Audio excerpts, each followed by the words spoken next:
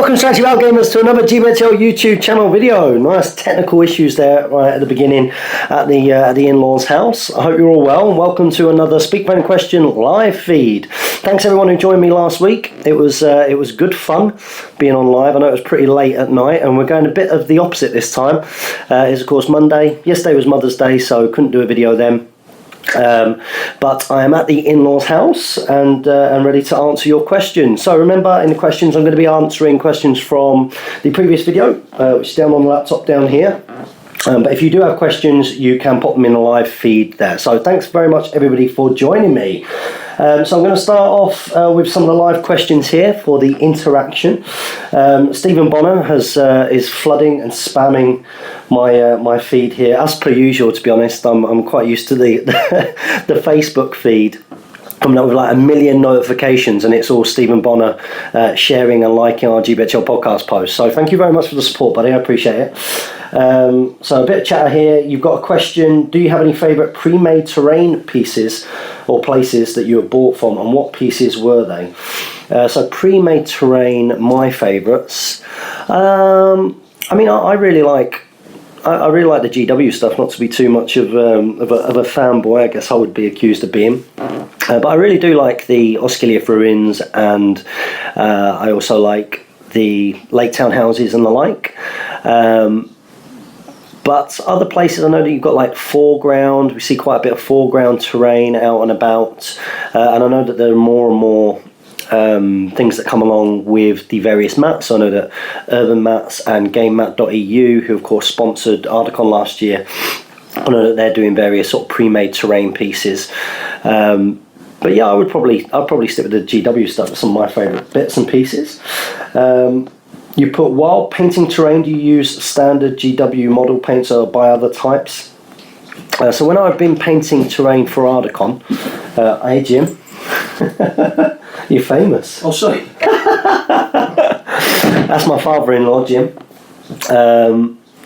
Sorry, off track there. When I was painting terrain for Ardacon, I actually just went down to B&Q and got like tester pots for doing things like dry brushing and for painting bits and pieces. I think if you're doing bigger pieces, that's a pretty good way to go. You put, are you free for a get buff bat rep before after Stockport? Maybe. I'm going to be filming with Andreas, the Norwegian Viking, good friend of ours, and if you want to go and check out his Stockport video, you can do on Spilfringen, the Fellowship, his channel. You can go and have a little look at that, and he talks about some of the things to do with Desolation of Stockport, which of course is nearly sold out. It'd be amazing if we could get to 90. We're in the high 70s at the moment with a bunch of people with tickets reserved. It looks like we're going to get mid-80s at the moment, but it would be amazing if we get to 90, so do let me know. Whether I can do a get buff bat rep will depend how tired I am after the Sunday. Obviously Jane loses me for the whole weekend, so on the Monday I will probably be spending time with Jane, but maybe on the Thursday or Friday I might be available, but I'm not going to commit to that. If I can, that'd be great. Stephen Bellner, you are not alone in this chat, you're just spamming the first comments. You put, how many and what colour type dice are still available from the GBHL sets, and also prices please. Well, Jamie and myself tend to sell dice at £1 per dice ish. In terms of the colours available, I'm not too sure. You'll have to wait until you come to Desolation Stockport, because Jamie's got all of the GBHL dice, but there will be Ardacon dice available because I've got hundreds of them, so you can pick those up then. Yes, I am late to my own party. Some technical hiccups there at the beginning.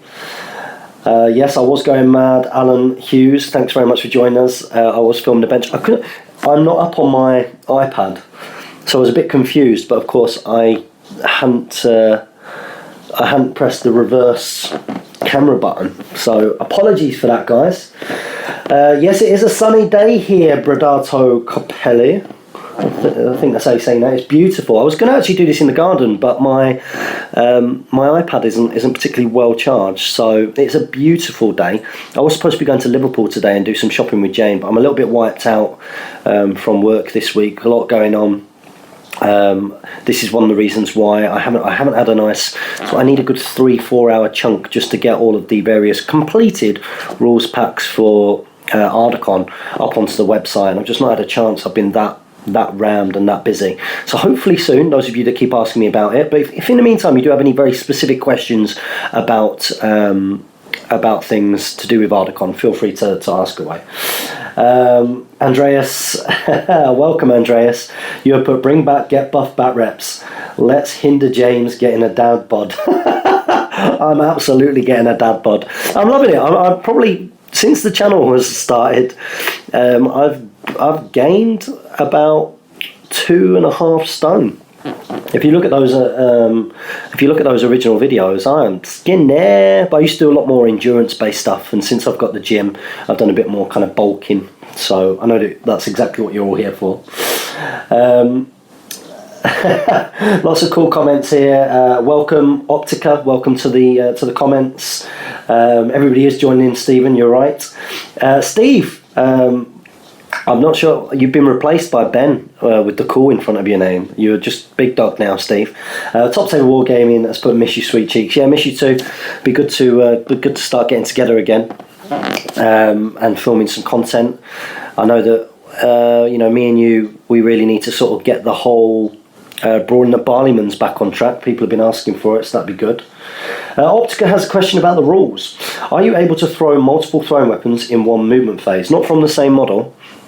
You can, each model sort of has one throwing weapon attempt per turn. I mean, if you slay something with it, you don't then get to do it again. So I hope that helps a little bit. Norwegian Viking Andreas, just say STF mate, make stuff easier for you. I don't mind trying the whole Spilforingen, the fellowship. I don't mind giving it a go. It's a bit of fun. Waltman IP, I butchered it pretty bad in one of the videos I did. And Brodato is quite impressed with my pronunciations. James Gilray, hi, I just noticed the clock above you is an hour fast. First thing I noticed. I'm impressed that clock even works. I will mention it to Jim. I'm sure he will change it. I think he's taken Bilbo out for a walk. Although I'm not sure that they're going to get very far, because Bilbo, with his little legs, has goosed after our trip to the Lake District yesterday. We have a question from Waltman RP. Considering the army it's in as context, what do you think is the worst model in the game, rules-wise? Oh, God, I'm terrible at these questions. Worst model in the game, rules-wise. The worst model, rules-wise. Because what you have to remember that I have to now do is I have to think about every single model in the game. What is the worst model, rules-wise? Let's hear some suggestions from you guys and I'll tell you whether I agree with you. That's probably going to be an easier way. Because unless I've got my source books out and looking through all the profiles, I've got no idea. Worst model in the game rules-wise. Tough question. Comment and let me know what you think it is and I'll see if I agree with you. Star Fox, the great Star Fox, has put, how much did you pay Andreas for that Stockport video? Not much. Do go and check out his video though. It's great that we've got so many friends on YouTube and the like, not just in terms of helping us push our tournaments, but and not just Destination Stockport, but for Ardacon as well. So do go and have a good look at those guys. Some great content on there. I know that Andreas, their campaign is long and sprawling, and they're looking to do every single scenario ever, which is very ambitious and cool. So do go and check him out. Thomas Wild, hi. Would have a question about Rivendell Knights list. We in Germany and Austria play over list. Who says what you can pick in which army? I only include Gandalf in this list for the Knights. Would you take Gandalf with Legolas and a captain at 600 points, or would you take Elladan and Elrohir? Do you think the sorcerer is necessary? I think that a wizard in a cavalry force is very cool, because if you come up against other casters, especially blasts and the like, or casters on monsters, or monsters, all the things that are really good at sort of dealing with cavalry, magic is a good counter for that. I'm more of a fan of using Saruman than Gandalf with Rivendell Knights. Yep, Gandalf gives the blinding light, but the offensive and range nature of Saruman and the easier cast of Sorcerer's Blast makes him better, I think, on a horse. And I would definitely take Legolas as well. Legolas, if you think about what that force is trying to do, Legolas brings more might than a captain, but that force is mainly skirmish forces. It's mainly a shooting force, and Legolas is the best archer in the game. So good if you can include him. I have played against at Nova. I played against quite a few. I think it was the Canadians. Was it Garrett and Brock together as well? Played against their sort of Eladan El-Rahir, Gil-galad on horse kind of build Rivendell Knight armies. I played against another American lad, I think his name was Ben, who had a Rivendell Knight army with, again, he included the big hitters. And I think it's probably more fun for your opponent to play against that kind of force, in all honesty. But in my opinion, it's just not as good. Not with them not being able to actually lead the knights. If they could lead the knights, then of course that would be better. And Eladan and El-Rahir leading knights would be very good, because another area that you're going to struggle with cavalry armies is you do need the might when it comes down to the crunch. So thank you very much for that, Thomas Wild. Andreas has not been swayed by a penny. He says, I do most of my stuff for free, Star Fox. It would be in my interest to get as many people there as possible. More people equals more fun. Absolutely, I agree with that. I'm very excited for Desolation of Stockport. The thing that's great about Desolation of Stockport from a tournament organiser point of view, is that, let's compare it to Ardacon, it's a lot less stress. It's a lot less stress because the Element Games Northwest Gaming Centre has got everything there. It's all already set up. Me and Jamie have done this together for a while. Jamie's not going to be as active this time. I think he's doing some stuff that weekend, which is a bit of a shame, but he will be sort of bobbing in and out. But all the terrain's there, everything's set up the way that you want, the food's pretty straightforward, it's not the same kind of level of organising and stress as, or risk for that matter, as Ardacon. So I'm really looking forward to it. I think it's going to be a nice chilled out atmosphere in a lot of ways. So do get yourself involved if you're not already. Stephen Bonner, do Rohan need named heroes to be competitive? Mounted or unmounted for Rohan heroes in a majority foot-based Rohan force? Always mounted, and in Rohan, always named. The Rohan captain is pretty awful. The only thing a Rohan captain has got going for him is the ability to go to defense 7. Fight for captain in a Rohirrim force, it's just not good enough. You need fight 5 or above, and I would take all day long, Eowyn's and Erkenbrands and Aemma and all of those heroes sort of come ahead, I would say. Thomas Wild, thank you. Saruman isn't allowed to take. I would use him if I could. Yeah, so if you can't take Saruman, take Gandalf. Gandalf's pretty good. He's just a bit more expensive, and also the play style of taking Gandalf with knights, with Rivendell knights, is different. I found I have taken him with knights before. I took him, I think the first Nova I went to. Did I have Gandalf in the first Nova I went to? I think I might have done. And I just found that I played a lot more defensively, because your natural thing when you've got that going on is to keep your bows in the bubble, and it becomes very kind of static and boring to play as. So as grim as it probably is for certain opponents or certain armies to play against the Rivendell Night Force with Saruman in it, it's a lot more fun to use. It's a bit more dynamic in that sense. We've got James Gilray still taking your Eagle list for Stockport. Well, with Jamie not being able to help out, I'm not sure being a ringer is going to be a particularly good idea. But if I do have to ring the tournament, I will probably take that, or just an all-hero army, something which would be nice and quick to use. That's probably what I'm going to go for. Alistair Snook, sitting in a car park waiting for a job interview. You're calming my nerves, James. Wish me luck. Alistair, you'll be fine. Just be yourself. Be confident. Be a nice person, and you'll be absolutely fine. And you know what? If it works out, that's fantastic. If it doesn't work out, it wasn't meant to be. Don't stress about it. Ask ask for feedback always, because then you can take that into your next interview. But you'll be absolutely fine, I'm sure. Have fun. Lots of people saying good luck. That's the great thing about the community. So you guys carry on with your live chat, and I will get over onto if I can find it. Here we go. Yes, I can. I'll get over onto the comments from the last video. So thanks everybody who joined in with that. Ivan Chimeris, who joined us on the last live feed, he put, will you do more of these live streams? As you can see, I absolutely am. Wah Said, I hope I came to the right place to post the question for episode 143. Certainly did. Love the combination of the loop and live feed for Speak Friendly Question.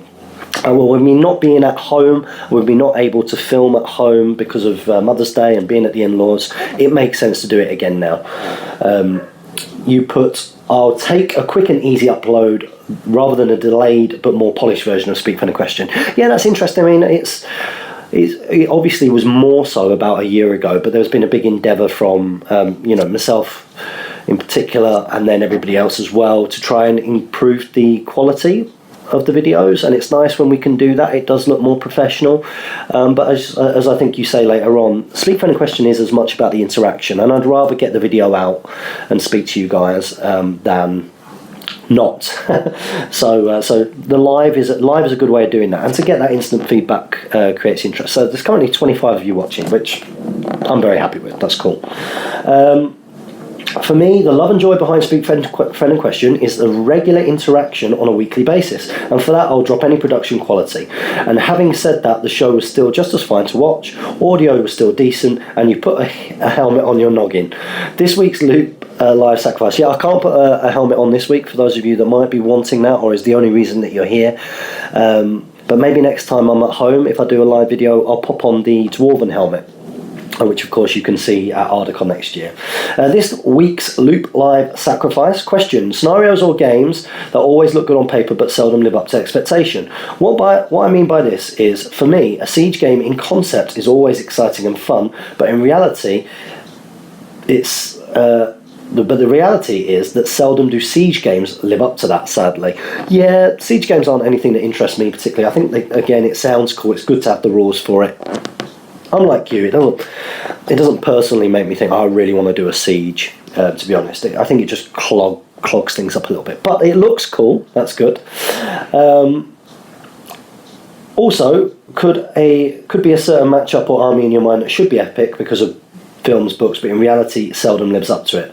What are your thoughts, examples or thoughts? As always, thanks. Simple word, but one that conveys a lot of love and respect for what you boys do for us. So matchups that seldom live up to being epic. Well, I don't know. I guess it's the kind of the grind. Strength 3, defense 6 grinds. Where it's matching fight value grinds. So. Well, having said that, though, if you go over onto Hotgates Gaming and check out the Easterlings versus Gondor battle report with me and Cool Ben from Manchester SBG, I thought that was I really enjoyed that. I enjoyed it a lot more than I thought, to be honest. I really did. I think that probably trying to compete using Rohan or trying to do things with Rohan that you see in the movies that such as the charge on the Pelennor, never ends up being as epic as you want it to be. You don't tend to get very far doing that unless you do the skirmishy thing. So the army becomes more of a skirmishy army than what you see in the movies if you want to try and sort of succeed with it. Because you've got to try and ultimately disrupt your opponent, make them chase the game, break up play, get their numbers down a little bit, or take out key heroes before you even consider charging in. So yeah, maybe Rohan in that sense plays a little bit different than what you think it should do from the books and movies. Thanks very much for that, War. Kevin Weir. Hi guys, from South Africa, new to Hobbit SBG. You guys make great videos. Thank you very much, Kev. I would like to make an Azog's Legion force, 500 points, hoping it to be slightly fluffy, but able to put up a fight. What are your guys' suggestions? I so far have Azog, Lieutenant of Sauron. He's good, expensive at 500 points, but good. 12 Gundabad, 6 Spears, 6 Shield, a Gundabad Captain, and 3 Gundabad Berserkers. Thanks. Well, I think in that list at 500 points, numbers is going to be a massive issue for you. Azog has to do an awful lot. 500 points is a tough one to try and get the big hitters from an Azog's Legion force in, because as you can see, you're not really left with much else. If you're going to play that force, I think that you basically you've got to keep however many it is to break you need to keep out of the way on objectives. So maybe go and plant some of those Gundabads,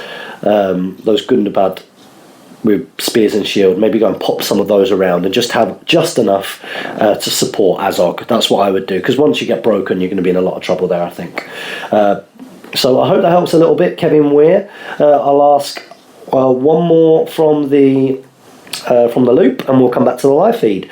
Galadrium, hi James. I must say, even as someone watching the live stream afterwards on YouTube, I think it works well because it lets you have a two-way conversation in real time, even when you're by yourself. Yeah, I would agree with that. Maybe it should be an option if someone's filming Speak Friend and Question solo, and use the normal format when there's other people to bounce off next to you. You're a champion, keep it up. Thank you very much. Is that a bit of feedback that you guys agree with? If so, let us know. We want to continue to improve what we do, so feedback is essential. Question for Loop. Not strictly Lord of the Rings. If I recall, Jamie is a bit of an aficionado for board games. I've recently been sucked into the world of board card games, Munchkin, Resistance, Pandemic, Ticket to Ride, etc. And my goodness, I'm having fun. It's given me a newfound interest in potentially picking up some of the board games that GW have produced. What are you guys' favourite board games? Well, if Jamie was here, Jamie's got tons of board games and he loves a good board game, but he's not managed to play any for a while, not since he's moved back to his parents. He's obviously saving up to get a place these days. My favourite board games, I used to love Risk, and I still really like Risk. I just never get to play Risk. In terms of GW ones, I really enjoy Space Hulk. When Jamie showed me that, I've got Space Hulk and I've really enjoyed it. Gorchos is great fun that they've brought out. But yeah, I think Risk is one of my favourite board games. I think, it's just a shame it takes such a long time to set up, and that you need a particular kind of person who's quite happy to play you at Risk over that long period of time. Jane bought me Star Wars Risk, which I was so chuffed with, and I played my mother-in-law Janet and Jane on Christmas Day a couple of years ago now, and they won't play it with me again just because it was so long for them, but I really enjoyed it. So yes, back to the live feed. Let's have a little look. Back to the live feed. There I am. Okay, so let's go up. Okay, we've got a question from Wildman RP. Question: I've just started making a video series for the channel The Lord of the Rings SPG Team. It's called Forays in Middle-earth, after my old blog. Do you have any tips about on-camera behaviour, how to not look and sound like a weirdo? I think it takes a little bit of a while. I had this. Who did I have this conversation with not that long ago about being comfortable on camera?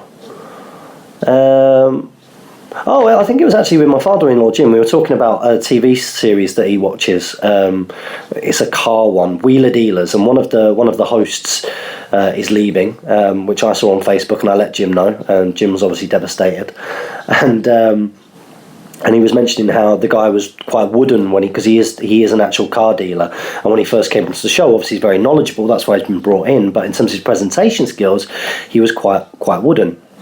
And if I look back on some of those first videos with Jamie and myself, it's really interesting because, not to sort of blow my own trumpet, but I know that I've got good presentation skills from standing up in front of the classes and group fitness classes that I've run for years and years and years and years and years now.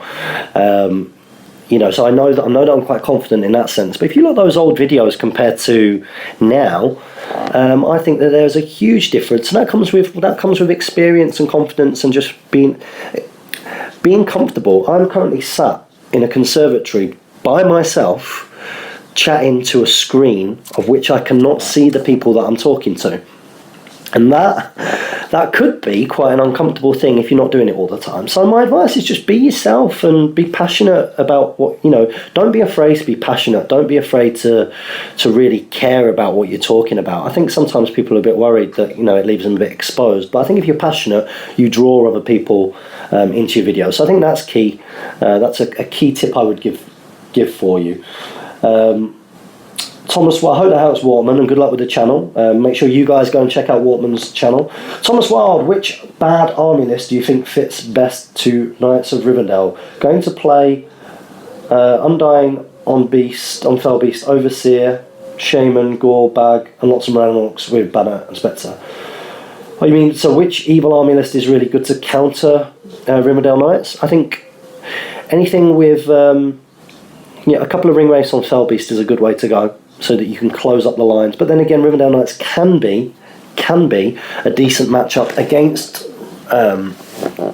Ringwraith on Felbeast, because the matching fight value, the Elven Blades, and the speed as well. But I also think that counter can work, can be even worse. I think going sort of dual Felbeast and with lots of strength 4, defense 6 is a good way to go.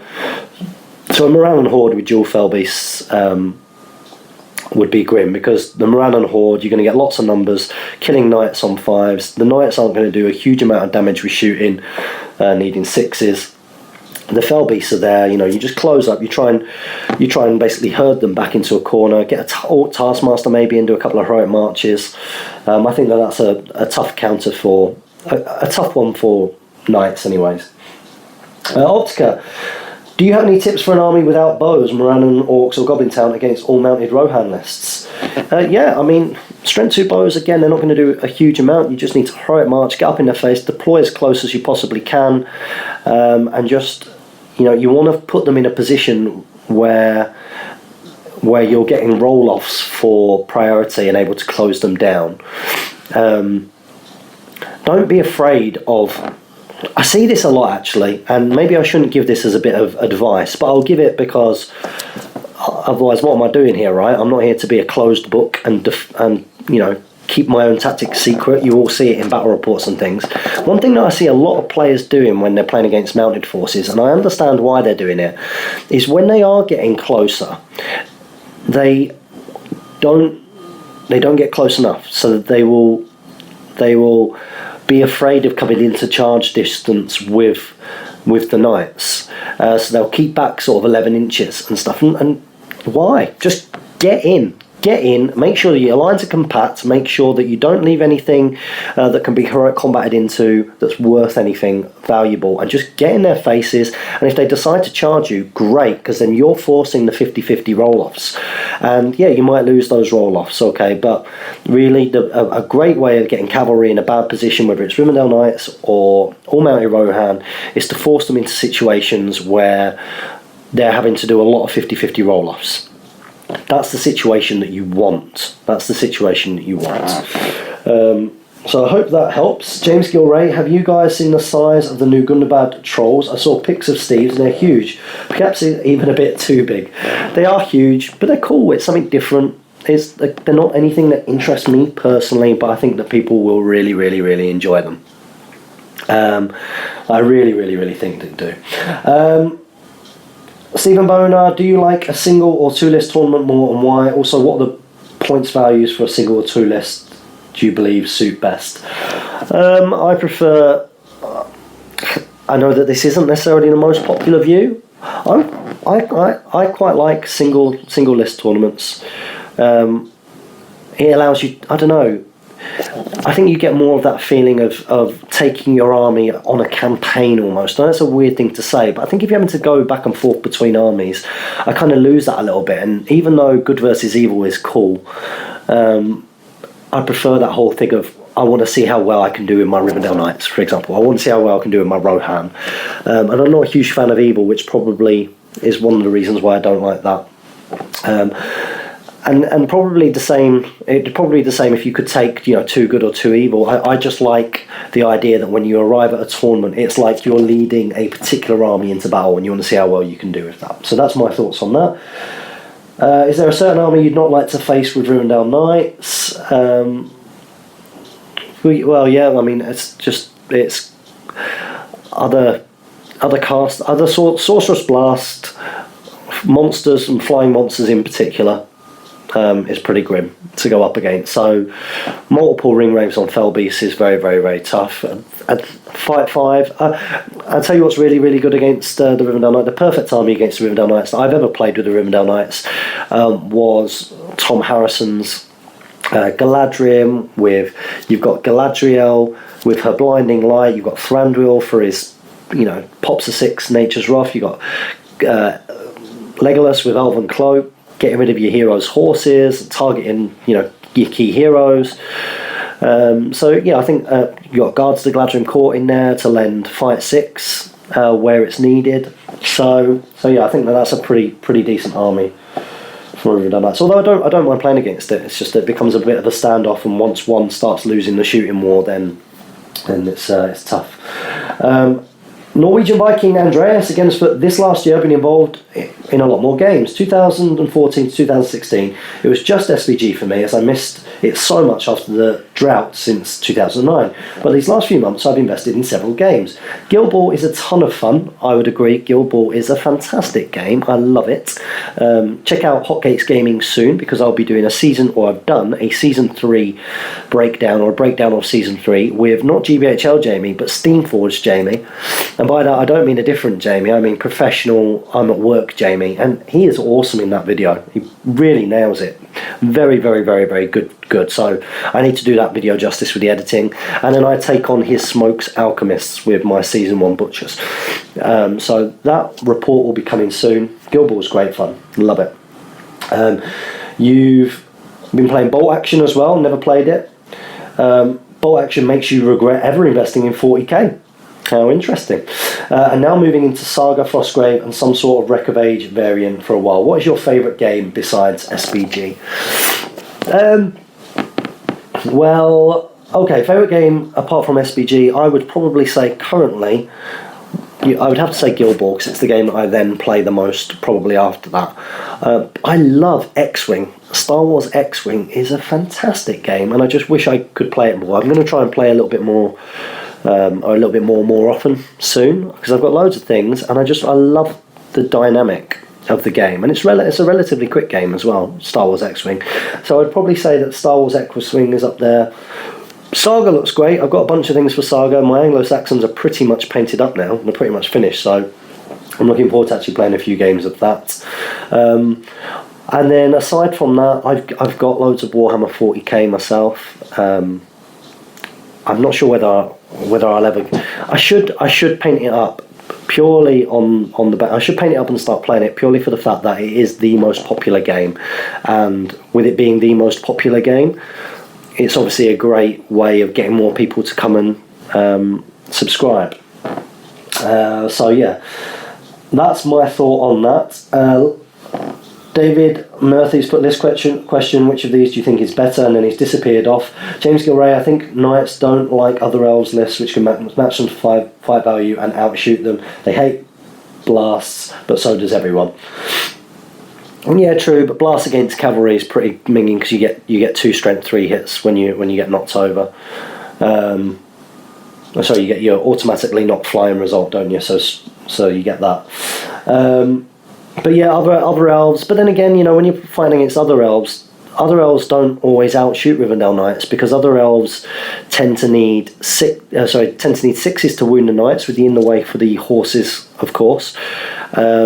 Whereas knights need either 4s or 5s against most other elves. It's more of the fact that if they do start outshooting you, because they won't have necessarily loads more bows either. When I played against Tom Harrison in the Nova Open Final last year, I felt like I should have outshot him. So even though he had Galadriel, because he's got such a big army, Galadriel can only cover so much. And as such, I was able to target a lot of the Wood Elves, but my shooting was pretty atrocious, which forced me to then get into the combat. And I think that's where Rivendell Knights will struggle against other elves, is actually in the combat, particularly when you've got the likes of Thranduil hanging around and guards of the Gladrim Court. That's my thought. Star Fox, no board games for Jamie. What happened to his harem? Yeah, he did have a harem, but obviously he's back at home now, so he can't do that. Andreas has put, did you ever play Lord of the Rings Risk? I've got it. I've got the Two Towers version. I've not got the sort of full version. The map only goes sort of part way down. I haven't played the campaign version of it. I've played it as Risk, but I've not played the campaign version. But I do intend to, because I own it. James Gilray, have you ever played Dreadfleet? It was a decent game by GW. I haven't. I have a bunch of Man of War, thanks to Damien. Damien's really into, GBHL Damien's really into Man of War, and I watched his report and I thought it looked like fun, so I do have some ships, but again, it's one of those I've never ended up playing. Daniel James, Hi, thank you for the time and effort you give in pumping out content. It's a pleasure. I'm sure I speak for all of us in saying that we do enjoy this. Great stuff. Now for my question. What is your favourite themed scenario from Lord of the Rings, The Hobbit SBG? My favourite themed scenario, so the fluffy scenarios, the actual scenario play that I have played. I really enjoyed it when it was before GBHL Damien and GBHL Tom were hosts, before they were hosts. A long time before they were hosts, I went and played the two-part Amon Hen. Well, I didn't play it, but I filmed it. And I thought that was really, really cool, the two-part Amon Hen scenario. Other than that, I really like Barlin's Tomb that I played with Jamie. Is really, really, really good. But I've not personally played a huge number of scenarios, Lord of the Rings scenarios. To be honest, I'm not sort of that involved in the campaign side of things on the channel, so I've not really played a huge amount, I must admit. But those would probably be my favourites, I would say. We've got Stephen Gill. Great idea for running these. Absolute pleasure. Home using up using up holidays before the end of March. Also, kid sick and wife's birthday. Oh, congratulations to your wife. Filling some time hobbying and found your stream. Brilliant. Aha! Shadow and Flame. Shadow and Flame. Two of my favourite hobbyists and people in the whole of Middle Earth. I hope you are both well. Looking forward to the next chance that we get to catch up. I've got some more reports, I believe, featuring some of you guys' models, so make sure you all check that out. And if you've not checked out Shadow and Flame, go and have a little bit of a look. You all should have done. If you're on this, then you should know who Shadow and Flame are. If you don't, where have you been? You put, I'm guessing this is Dave, do you prefer playing singles or doubles? I tend to enjoy doubles more these days, as I guess it is more of a social affair with a group of 4 players bouncing the banter off one another. Dave. I've only ever played doubles when, just to drop it in there, when me and Jay Acharya won the 7 Stones doubles. It's my only experience of playing doubles, and I did have a great time. I'm not sure whether I do like the dynamic of it. I think I prefer the dynamic of Chaos in Arda when I played Chaos in Arda at Nova, in terms of that kind of sort of group interaction, to doubles, because doubles, especially because me and Jay and I end up doing quite well, and Jay was quite fresh and new at the time. Now he's gone on to be a very, very, very good player who brings some very competitive armies, and of course he sort of narrowly missed out on the Warhammer World GT. He was very unlucky there. But at the time, he was quite new, and I guess I did like the fact that I was kind of having to sort of take him away from the table sometimes and sort of explain why we were making certain kind of decisions and the like. And it kind of made me think more as well, because I was teaching him certain things. It meant that I had to be a little bit more all over it. So yeah, that was a good dynamic. And I did enjoy it, but I like singles games.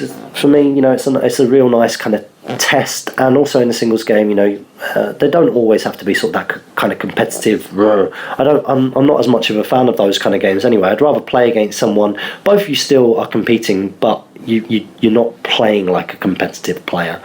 And what I mean by that is you're not being a certain kind of way. I'm not a fan of that at all. Thanks for that, Shadow and Flame Dave. David Murphy's list: King's Champion 10 Khazads, good. Young Thorin 11 Warriors of Erebor with Spear and Shields, good. Gloin with 10 Iron Hills Dwarves, that's good. And Galadriel Lady of Light, it's good. Strong list, strong troops across the board, hard to kill. Galadriel to protect you a little bit more from shooting, but more importantly to buff your heroes up against magic, which at that points level they would come up against a lot. That was cool. Adam Garnett. So I do actually have a battle report in the tank versus Adam Garnett and his beautiful Warriors of Erebor and Grimhammer Army of Thror army. In the army that was in my case was my Warhammer World GT armies, because that's all that I could sort of scramble. and as such is a little bit of a mismatch in that sense, but his armies are beautiful. They're absolutely beautiful. I want to play it with something real kind of I've got a Hunter Orc army now, so I'll probably invite him back again, and we'll try and do something kind of real fluffy in that sense, but something to look forward to there. So Adam has put, when on camera, so Adam is an actor. So listen to this guy. Whilst you need to prepare what you're going to say, you need to be ready for unexpected things too. Just feel comfortable when filming or it shows. Absolutely. Yes, Adam. Corsair Reavers, it's just popped up on the thing. Corsair Reavers are a mismatch for a lot of not competitively built armies. Your army wasn't built for competing. It was built to be beautiful. And beautiful it was. That being said, your Army of Thor on the unfilmed report really gave my Rivendell Knights a run for the money, which is worrying. Although the Rivendell Knights I don't think did as well at 600 points. Didn't do as well at 600 points. Something to think about. We've been joined by Go Back Son. Hey there. Callum Firth, need to change your clock. It's not my clock. I'm at my in-laws. It's not my responsibility. Optica. I'm always asking myself why people often pick Legolas over Thranduil. His 2 auto spells are amazing. What do you think about it? But Legolas really is a game changer, whereas Thranduil's spells might not always be that useful. So, yes, the automatically cast Nature's Wrath on a 6. Channel Nature's Wrath or Nature's Wrath, whatever it is. Although that's amazing, it's not always going to come off in a game, and it can only be used once in a game. Whereas Legolas can auto hit shamans and auto hit generals' horses and generals and take out banners, and he just affects the game a lot more. But if you can get both, I think then you're on a real winner. I think Thranduil is great because it makes you think twice about charging in, particularly if you're a cavalry arm. It makes you think twice about charging in on an elven battle line, but you probably do need to engage with it, because otherwise you're going to get outshot by your Legolas and the rest of those elves. So that's my thought about that. Ben Smith recently attended the Wargamers Association of Reading Battle Companies event. It looked like great fun. It was great fun. Have you ever played the format? Are there any other Battle Companies events coming up? And how do you feel about giving it GBHL points? I don't think events like that need to have GBHL points. I don't think all events do. Don't get me wrong, I am obviously a huge fan of the Great British Hobbit League, and I have done an awful lot, I hope, to try and promote not just the hobby but the league and various tournaments with the tournament vlogs and reviews and journey vlogs that I've done in the past. I would hope that people think that I've promoted that side of the game.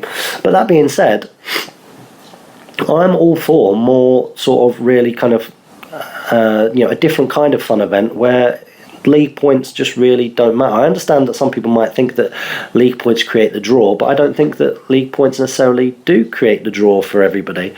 And as such, it doesn't need to be, especially Battle Companies. Battle Companies isn't Lord of the Rings SBG, it's Battle Companies. That'd be like, I don't know, let's say we were a 40k league. I don't know if this I don't know if that's the right comparison. Oh, maybe we were a Warhammer Fantasy Battles League and somebody runs a Mordheiming kind of tournament. I don't know if that's the right kind of comparison, but that's how I would compare it. So I don't think it needs league points. I think just the fact that it's a cool, different event is enough for it. And if it's good, people will go back and people will talk about it and more people will want to be involved. I've never been at a Battle Companies event. I, of course, have been in a couple of Battle Companies campaigns here on the GBHL podcast, and it's good fun.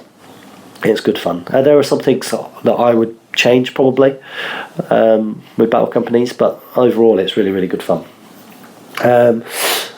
David Murphy, sorry James, I couldn't type up the entire thing at once, that's why it came to you in bits, no problem. Pascal is here, any ideas for competitive 700 points all-mounted Rohan? Looking forward to Ardacon GT. Yes, Ardacon is 700 points, the GT / World Team Championships. 700 points to compete. What would I say? 700 points to compete. with Rohirrim, I think the best way to go is actually to, if you're going to compete with 700 points of Rohirrim, you probably need to drop in, or want to drop in, like Saruman, and play it similarly to the Rivendell Knights, and just try and sort of spam out your, get Erkenbrand, get Eowyn, and lead as many Westfold Red Shields as you possibly can, so that you've just got loads and loads of shooting and skirmishing that way, and you'll get more numbers than the Rivendell Knights. You probably just won't quite be as good, to be honest, but that's probably that way to go.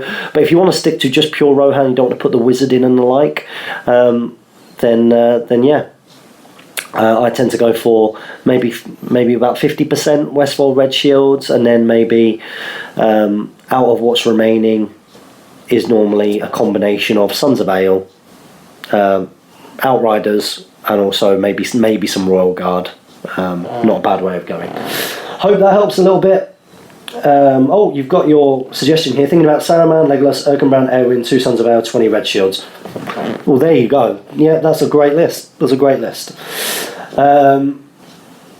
Bradato Copelli, sad face, got to sign off on the live feed. We'll catch up on this, not live from this point. Keep it up, James. Well, thank you for joining me. We're 46 minutes in. Let's jump back to the loop, as it were. So Stephen Bonner put, loving the live stream, sir. Look forward to seeing more. Well, seeing more you are, and you are here seeing it right now. You've got another question here. So your questions are, question 1, have you ever armed your Rohan models without hand weapons on the original model? How have you armed your Rohan models without hand weapons on the original model? What do you mean? All of my Rohirrim, I've got the weapons that they came with. That's not to say that I wouldn't, if I'm going to a tournament, I would tend to take the ones that are holding the axes, because of course it's that special strike is so much better. But I've not actually converted any Rohirrim to have different weapons. 2, if you add weapons, where do you get them from? I don't add weapons, but if you're going to a Warhammer World GT, then you need to get them from other obviously GW models. And I think for Rohan, I'm guessing that axes would be what you were going for. Then you could get them from Warriors of Erebor, dwarves, or the like. I think that's what Jamie did with some of his stuff. Question 3, have you any painting suggestions for my Helm's Deep Rohirrim force? I really like the original kind of theme, so different shades of greens, brown leather with some kind of brassy, bronzy kind of colours with spatterings of red. That's my favourite. Question 4, when I get round to my Helm's Deep Galadriel as an ally to Rohan force, any tactical practices that can be used? Yeah, absolutely. Use your spear Galadriel to support your Rohirrim front rank. So you got your fight 5, which is going to be quite important. Max out your bows. Obviously your elves have got higher courage unless you've got Erkenbrand hanging around, so in which case you want them not to necessarily be thrust into the combat, but you want them supporting the combats. That's what I would say, because of course if you do break, they're more likely to stick around. And your list, Legolas armor bow, 12 Galadriel archers, good. Haldir Helm's Deep version, which is alright. 12 Galadriel, 6 shield, 6 spear, that's pretty cool. Galadriel captain, 12 Galadriel, 6 with shield and spear. Yep, sounds cool. Warman RP, there certainly are ship combat rules, my friend. It was published in White Dwarf, complete with battle reports. Well, I didn't know this. If anybody has details from that, if you want to email them to hotgatesgaming@gmail.com, I'd love to have a little look at that, because that sounds very, very cool. Thank you very much for that, Warman RP. King Boneseye is trying to defend himself here. King Boneseye is very much a lover of dwarves and all things dwarf, but he continually keeps dropping elves into his dwarf lists, which is well wrong. And he's put, I would prefer to keep my army elf free, but whether it is magic countering or some mobility and shooting whilst I wait for the Iron Hills releases, I'm compelled to bring some of the pointy ears. However, some elves like Legolas, Tauriel and Galadriel were friendly to dwarves, so maybe not that out there doing sun. Hey, you explain it however you want, King Boneseye. We can explain theme however we need to. And you then put, you look good in that helmet, man, doing sun. I'm not sure whether to take that as a I'm not sure that's a compliment to say that I look good in a helmet which covers my head and face. I'm not taking that. I'm taking that as a hidden insult, King Bonsai. You're lucky that I'm not coming back to Nova this next time. Nathan Van Til, he's put greetings, just recently finished painting the Dwimmer Lake and was proud of how he turned out. With the recommendations from my gorgeous wife, who has an art degree, I was able to make a much more interesting paint job using a mix of black and blue and make it feel less black robish and more unique. And I then gave his horse a dark red colour for his cloth armour. What has been your favourite Nazgul to paint and what makes it uniquely yours? Favourite Nazgul to paint? I don't think... Have I painted any Nazgul? Because I think that a lot of my named raids I bought second hand and they were already painted and I just haven't bothered with painting them since. And also, Generation Shift, this is a great time to say huge congratulations to Matthew Davies of Generation Shift. If you don't know who Generation Shift is, if you ever see a really, really, really cool looking custom base in SBG, it is highly likely it's come from Generation Shift. But he got married on Saturday. I was gutted I couldn't go to his reception in the evening because it was a bit short notice and probably a bit far to be taking Eleanor on the Saturday night. But congratulations, he is now married to Joy. I wish them both all of the love and best wishes in the world. I'm sure everybody else does too. We used to do a feature on Speak Friend in Question called The Scouring of YouTube. I'm not sure if anybody remembers that, but that's where we used to go and bombard other channels, telling them about the GBHL podcast. But maybe we could do a scouring of YouTube for Matt Davies. So if everybody wants to get over onto the Generation Shift Facebook page, you can all do that now. If you're watching this, 27 of you could do this. So we get 27 messages as we speak. And just go on there and comment and just tell him congratulations and that you've been sent from Speak Friend in Question. But yeah, Matt Davies did my Witch King, and that's beautiful. So the only wraith I think I've ever painted was the mounted wraith to be the Shadow Lord wraith for the Warhammer World GT, and I was in a rush. That was just a dry brush of Eshin Grey and then a very, very light dry brush of Dawnstone. So I can't say that I enjoyed that too much. Back to the live feed. Let's get back to the live loop. Waterman RP, what is one army you've always loved but never bought or collected? Whether it's an army that I loved or not, I'm not too sure, but I don't have a Shire army, so maybe a Hobbit army would be one. Very competitive. I mean, I'm not sure I'm a huge fan, but that's one army that I haven't bought or collected, and maybe it's something that would be on the list for down the line if I could see a good enough deal for one. Andreas, Mordheim and Battle Companies is a very good comparison. Yep, I think so. Welcome War to the live feed. I agree. I only find half our crowd get pumped up for tournaments, half prefer the scenario-based games and special gaming days, so we have to run events to cater for both. Yes, absolutely. And I don't think that events need to be GBHL counting or Great British Hobbit League counting in order to be popular and successful. I understand that the GBHL or the Great British Hobbit League has been a good platform, but ultimately, like I went to the Beacons of Chester before it was an 80-point event, because it was a one-day event that wasn't that far, with a bunch of people that I wouldn't normally get to play with, and that was really cool. And yet the reason I couldn't go to Beacons of Chester this last time, like I wanted to go, the thing that made it difficult then was that it was 2 days. So as soon as my cover bailed, there was nothing I could do about it. So I actually think that there's a place for tournaments just popping on, Battle Companies tournaments, and not necessarily have to be Great British Hobbit League counting. That being said, I believe that the guys at the Warhammer World events team and the like are quite keen for some of those events, to actually get Great British Hobbit League counting things. So I think if those guys want to contribute towards the prizes and the like, I think it's great. I think it's really cool. So anyway, let's move on. Stephen Gill, as for board games, my anniversary copy of War of the Ring arrived today. Fantastic. It needs a lot of time to play through, but the collector's board, which is larger than the regular board, means I can use a fair number of better GW figures for it. To play will really be more of a weekend holiday thing. If you could lock yourself away, what game scenario would you want to play? Well, at the moment, I have just bought Star Wars Imperial Assault. I'm dying to play that game. I played it, I had a bit of a run through with local Manchester SBG friend of ours and a member of my gym actually, Matt, and he got it out. Me and Steve played it, and you know, it's pretty cool. But I'm dying to play that, and I want to play more X-Wing. That's what I would want to play if I could lock myself away for a day just to play some games. I'd want to play some Star Wars stuff because I play a lot of Lord of the Rings stuff. That would be my answer. Wires put, hence in May they have a minimum of 10 Mumuks and over 300 Rohan horses coming out to replay the scene from the films. That was actually going to be a participation game at Ardacon last year. Dan Entwistle was supposed to get that together and run it, but unfortunately sort of missed quite a few sort of deadlines for getting stuff into me to get that run. So in the end, it would have been rushed. We couldn't promote it.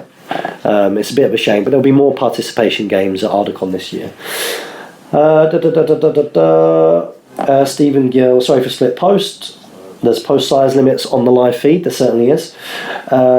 Pascal Whip, love it how we just had almost the same ideas about the Rohan list above. Me too, Pascal. We must know something. Wildman IP, don't have to look far for the ship brawls. Devin was kind enough to host them on the DCHL site in the Best of White Dwarf section on downloads. The rules are called All at Sea. Well, there we go. I will go and check that out. I'll go and have a little bit of a look and see what I think. Stephen Bonar, in a dwarf force, how do you suggest countering their mobility problem? Countering their mobility problem in a dwarf force? What would I suggest? Well, obviously with the new stuff, there's not going to be as much of a problem. Without allies, I guess clever. You know, there's a lot to be said for deploying properly and your first moves. So my what I would say is initially you want everything as close as possible, bunched up, a couple of heroic marches, and just try and corner your opponents that way. Don't be afraid to use might for the marches. You know, but then again, dwarves are also, instead of necessarily chasing the game, depending on the scenario, dwarves are great at just, you know, camping on objectives and saying, "Oh, come on then, you come to me. Can you break me with shooting in this time?" You know, and that's another thing to think about. Maybe don't always chase the game. You don't need to. Andreas, I'll give you an extra chocolate bar if you don't shave before Desolation of Stockport. An extra chocolate bar for not shaving. I'll see how long I can leave it, Andreas, before Jane says something. Next up, wow, Mr. Clark, which army or army type do you like playing against? What army type do I like playing against? I enjoy playing against sort of cool dwarven armies. That's quite fun. What do I like playing against? I really think that I like playing against the kind of big, hoardy, cool-looking armies. I like the big Gondor army, for example. I think is really, really cool. You know, when there's loads of Gondor, I think that looks great and has been fun to play against. But other armies that I really enjoy playing against, dwarves. Cool dwarf armies are always fun to play against. I like Uruk Scout armies. I think Uruk Scout armies are really cool to play against. Like, you know, that's what Uruk-hai are in my mind. I just think they're really cool. That's probably what I would say. You've actually agreed with me. You love facing Gondor with the Mordor. Win or lose, the matchup is one of my favourites. Or Dwarves versus Moria is another one I love. Yeah, I mean, just playing against basic orcs is quite fun, I think. Stephen Bonner, how much cav is suggested for an allied force to say my Gondor with 200 points to spend in a force with 4 heroes with 4 warbands and 2 banners? How much cavalry is suggested for an allied force? Well, if you've got 200 points to spend, then however much you can get into that, I would say, Stephen. So, you know, it's going to be over a dozen Rohirrim, or it's going to be less than, what's that? Less than, it's going to be 9 Rivendell Knights or whatever else that you're going for, really. Gondor Knights of Minas Tirith, are they 13 points, are they? I can't remember. So you're going to get quite a few in there. But I don't think you need a huge amount with a Gondor force. You just need just enough to help the heroes cut through on the flanks whilst your main line is focusing on not dying. So we're an hour through this. I'll just go through these next ones quickly on the live feed. So Star Fox Fantasy Arc is releasing their Wood Elf terrain soon. Do you intend to buy any? I'll have to have a little look and let you know what I think. James Gilray, I'm on my way back to work now. See you. Thanks for joining us, James. That's been cool. Wildman IP, definitely hashtag bring back the beard. I'm afraid none of us, including myself, are in charge of that. That's down to Jane. And Bradley Cobden has joined us. Hi, James. Hi, Bradley. Good to see you, buddy. Okay, so back to the loop. And King Boneseye, what are the basics to a competitive Angmar force, and what are the more advanced tactics and whatnots? So for Angmar to work, you need a shade, I would say. You would definitely need a shade. And apart from that, what are the good things in an Angmar force? Competitive Angmar force, I mean, Jamie has got like the Nomite theory, so you can start getting in your Dwemer Lake and that type of thing, but he says it's not actually that good, it's just quite annoying to play against. But shade is the key one, because you've not really got the troop variety. So basic orcs, a shade behind basic orcs isn't horrendous. It's not as game breaking as a shade behind things which are much stronger. So thank you very much for that. Nathan Van Til, long speak friend question means multiple questions. Which character has multiple models would you say has the best overall models? I'd pretty much say any of the 3 hunters and Gandalf have some of the best series of models. Yeah, I would say that Gandalf, there are so many cool Gandalfs out there. That would definitely be my answer to that. Whilst I like some of the Aragorns and I like some of the Legolases, there are a lot of cool Gandalfs. Bradley Cobden, who has joined us on the live feed, did ask a question for the loop. Thanks for answering my question. I'm looking forward to seeing everyone at the Scouring of Cheshire, which is of course Cool Steve, GBHL Steve's tournament. And Ardacon as well. That's good if you're going to both, because remember the Scouring of Cheshire will be 700 points as well, and a lot of people are using it as practice for Ardacon, so a good thing to think about. I'm going to use Last Alliance for both, so I found it's working quite well at the moment. Fantastic. And I've also heard they're going to be similar points levels, so I can get some more practice in. Exactly. So my question is it unthemey to take Isildur instead of Elendil in the Last Alliance list?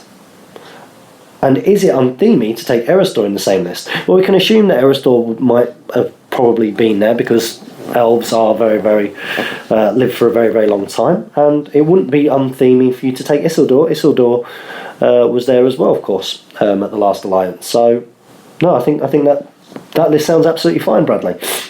Next up, we've got Sean Thompson. Hi guys, been out of the game for a year, so catching up on the videos and all the new releases. Fantastic. What do you guys think of a rule? What do you think of a rule for the bow Legolas gets at Lothlorien? I've always wondered why it was never mentioned as war gear in the game. I'm thinking of making it strength 4, no special rules, just a stronger bow. Also think the hobbits get daggers as well, maybe add them in as throwing daggers rather than the throw stones rule. Cheers guys. I'd never really thought about that before. Yeah, it sounds cool and a little bit different. Is it something that I think will happen? Probably not. Is it something which could be something nice to try out in some friendly games or some scenario play? Yeah, I think that sounds pretty cool. So thanks for that, Sean. I'll ask one more from the loop and then back to the live feed. I don't think my question was answered a couple of weeks ago. This is from Cobbs91, but I forgot to repost it, so here it is. I'm slowly getting back into the hobby, though I've been saying this for around a year now, but I've stripped quite a few of the models I painted years and years ago before they went into my parents' love that were poorly done. However, I am loath to strip my Metal Fellowship models and a handful of others for old time's sake, even though I know I can do a better job now. Do you have any models that you can't bring yourself to strip? I would say that my answer to that is probably my Arnor heroes. So by that I mean, remember Halbrad was one of the first heroes that I painted, and he probably needs stripping and redoing because I'm better now. And so Halbrad, Arathorn, and Malbeth are probably the 3 that, not that I wouldn't ever necessarily strip them, but I kind of am loath to. It's quite a hard thing to to sort of bring yourself to do, I suppose.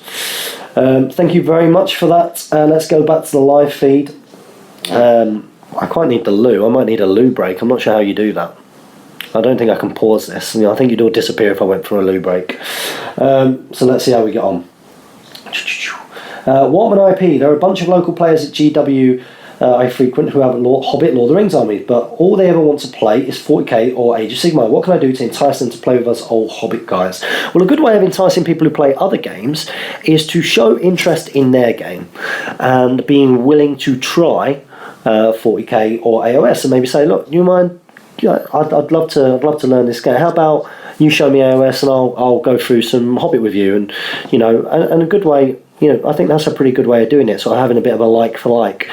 And maybe not do something which is massively sort of time consuming. Maybe you play a small sort of AOS game with them or a 40k game and get your Lord of the Rings models out and say, do you fancy a really, really kind of quick game of this? Look, and show them cool painted models, do something quick, just like a 350 point battle report, give them whatever, let them choose which army, don't make it too complicated, just do like a to the death scenario or something like that, and that's probably a good way of going. Shadow and Flame, Dave, good luck with Destination Stockport. Gutted we can't make it, but hopefully see you at Ardacon. Yeah, I hope that you guys can be at Ardacon. I believe I've already been speaking to Kev about maybe doing sort of like a sit and paint, which would be really cool. So Kev will be there painting models because he's not going to want to play the game. People can go along and sit and paint with him, paint their own stuff and get tips along the way, and I think that would be quite a cool thing to do, especially for kind of spectators and the like. We could also sort of have a model emergency first aid sort of area around there where people can go and sort of glue their models and the like, or touch up scratches and things like that. So fingers crossed you can all be there, and I know that you guys are working on some cool prizes for Ardacon as well, so that's very, very exciting. I'm looking forward to showing everybody that. Star Fox is off. See you later, Henry. Thanks for joining us. Crossing Pacific, did you play any tabletop games before Lord of the Rings? I didn't. I didn't play any. I remember picking up some Warhammer 40k when I was younger, maybe painted some Space Marines and the like, but I never really played it. I ended up with quite a bit of stuff, but it was mainly I painted it not very well and pretended that I knew the rules from the rule book just to move stuff around and roll buckets of dice. It would normally result in I bought myself a Bloodthirster and painted that up, and I think I just completely misinterpreted those rules and would roll buckets of dice and kill the entire enemy army with that. But I never really played War. I wouldn't even count that sort of little period of Warhammer 40k as playing a war game, because I didn't really. I got some stuff. I was interested in painting it for a short period of time, and really it went into a box, and I gave it to my ex-girlfriend's little brother, and I didn't realise how much it was all worth. So that was a shame. Adam Garnett again. I remember Battle Games in Middle Earth added that rule about the bow of the Galadriel, giving it a strength 4. How interesting! Very interesting. I didn't know that, Adam. Thank you very much. Stephen Bono, what do you think of the new GW GT missions? And having played them at the GT, was there any misunderstandings while reading them? I personally read Heirlooms digging up one per turn rule wrong. So what do I think about the GW GT missions? Well, they're definitely... So there's a couple of things I like about... The main thing I like about them is the fact that all of the scenarios ultimately give you the same max VPs. But because of the nature of the scenarios, you're not all going to be getting the same kind of mixture of VPs in each game. So there's a big variance there. So I like that. I understand why there is more, why you start further away, especially if you want to get people using siege weapons and the like again. In particular, the Iron Hills Ballista. I can understand why you'd do that, and I think that's absolutely fine. I don't think armies should be forced to play right in each other's faces necessarily. The things I didn't like are... So I think a great change to hold ground. So Maelstrom can destroy. I don't like games that just based purely on the luck of deployment or the unluckiness at deployment can completely ruin your whole game, and Maelstrom can do that. It can really, really, really screw you over. And I thought there might be a bit of a change to that. And one of the changes that I did at the league final a couple of years ago was instead of Maelstrom of Battle, I think it was called like the Chaos of Battle chart, and instead of it being that you roll to move on, it was like a take it in turn deployment almost. If you rolled to deploy first, you picked a warband, rolled to see where it came on, you deployed it 6 inches from a point, or deployed the captain 6 inches from a point and went from there, and then the opponent did it, and it just meant that you didn't get screwed over by deployment. I can see why then they had 2 Maelstrom scenarios, because you had heirlooms and hold ground, and of course that helps when you've got models which have got which can assist or can affect your reinforcements and how you come on. Specifically, of course, the Iron Hills army rule with a +1, -1. So you can see why there are multiple, based on releases, you can see why there are multiple Maelstrom battles. But heirlooms in particular, although so heirlooms is based on the scouring scenario, which we tend to see at the scouring of Stirlingshire. Great scenario in lots of ways. But there is a huge random factor. Now, what you normally see in scouring is that people go and camp over objectives and try and, they always leave one just sort of at the end of at the end of the game. But there are a lot of games at the Warhammer World GT that I heard about, stories where people went, and it happened to me as well, where people dug the prize up the first time. So in a scenario where you've got 3 random elements, Maelstrom can massively mess you up from a luck point of view. So Maelstrom is all to do with luck of the dice where you come on, and that can destroy your game for 1. Then you've got the luck of digging up a prize or not digging up a prize, needing to roll a 6. If your opponent digs up that prize when they come on, you're in a lot of trouble. My opponent Marcel had a great game against him, but his goblin dug up the prize on the first time of asking.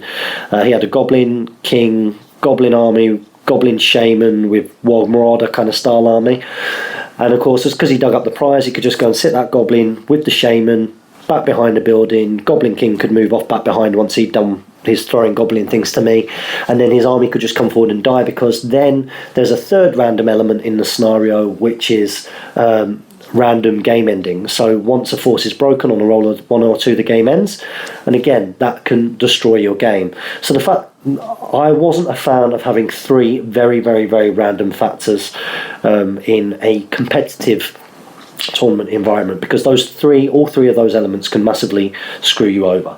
So that's my thoughts. I liked a lot of things. I think the main thing I like is the equal VPs. I hope that helped. Bradley Cobden, thanks for answering my question, James. Is it worth giving Isildur a horse when using the ring? Certainly worth giving him a horse to start off with, just to get him where you want him to be.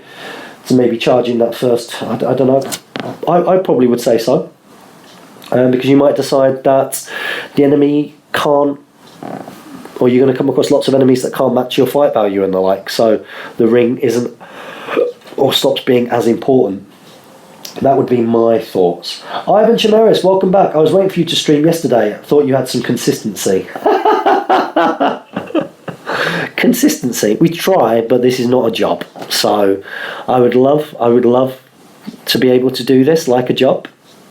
Trust me, I really, really would. I tried with the Hot Gates Gaming Patreon. I'm trying with events that I'm running and the like, but it's not going to happen anytime soon. With that in mind, we'll try as much as we can to get regular. But yesterday was Mother's Day. Come on, I'm pretty sure you can understand why. On the first Mother's Day with Eleanor, my daughter, being on the world, why I wouldn't be doing Speak Friend and Question live yesterday. I hope that helps, Ivan. But thanks for joining us. Stephen Bonar, is Curry Night sorted for Friday of Desolation of Stockport? I've not booked it because we just need to see who turns up, and then we can go over there. That's absolutely fine. Whoever comes, that'd be brilliant. Walkman RP, since the original Fab 4 won't be making it to Nova this year, will the GBHL consider sending a proxy team or even one of the newer hosts over the pond? Well, unfortunately, we don't send people. Again, if we were a business, then that would be great. Maybe we could, but we're not. I believe that there are a couple of Brits going, but I don't think that they're competing. I think that Dan Entwistle and Sam Jeffries are they going over there? I think that they're just going over there and helping out, which is nice. So, a bit of a shame that there might not be any Brits competing, but as is the banter, as is the back and forth between the nations that has developed, that will give somebody else a chance to win. Afternoon, how dear, thanks for joining us. Terrain topics. By Right Wargaming Terrain. Hello, how's it going, Alex?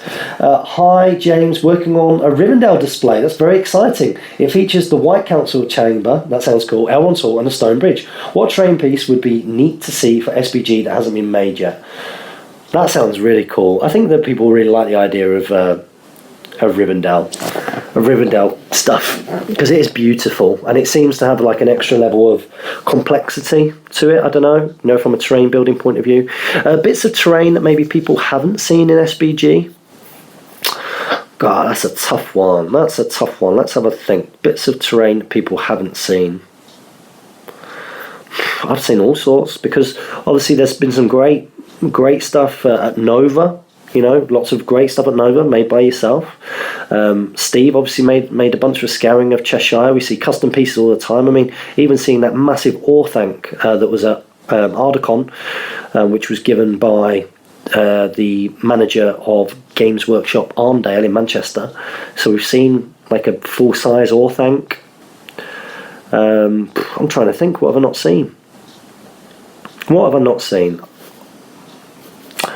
Let me think about that. Let's get back to some questions and have a good think. A good terrain piece which hasn't been made, Alex. I can only think of things which have been made that I've seen. That's gonna really do my head in. I'll have a good think and see if I can come back to you. Wah is back. He's put, thanks for making my Monday morning and start to the week epic. It's a pleasure, Wah. Have a wonderful time appeasing the loop. I am, although I am desperate for a wee. Frederick, son of Dermot, I have my final year project due for uni on Friday, but for the first time in about 5 years I've gotten back into Warhammer. Any advice? Well, I would say focus on your final year project for Friday first. That would be my main advice. By Warhammer, do you mean just miniature gaming? And by that Lord of the Rings, or do you mean Warhammer itself? And are you referring to Age of Sigmar? Let me know. This is a live feed. Ivan is back. So I got myself a Witch King and a bit confused. Is it worth getting him for 150 points or having a 75-point one? I'm talking about might, will and fate. No problem, I can understand. It's okay. So the Witch King, the great thing about the Witch King is that he's versatile. So a good thing to do when it comes to the Witch King is to build your army first and then make your Witch King fit that army. Because you can go up and down the points. So I would say build the army that you want to build first, and then start looking about how many points you've got left, what kind of Witch King you want to build. That would be my advice with him. Wara has got a parting question. I baptised my baby at 7 months by daily showing of the charge of the Rohirrim. What scene do you think you'd like to baptise your baby with? Well, Eleanor, has she watched? I think she watched some Battle of the Five Armies with me. But I think that the charge of the Rohirrim at Pelennor is a good way to go. It's a good way to go. Right, guys. I am going to very, very quickly go for a wee. You can time me. It's 79 minutes of this. When I get back, I will carry on with the live feed. So I will see you shortly. We need some back in a second thing. No, that won't count. No. Right. Back in 2 secs.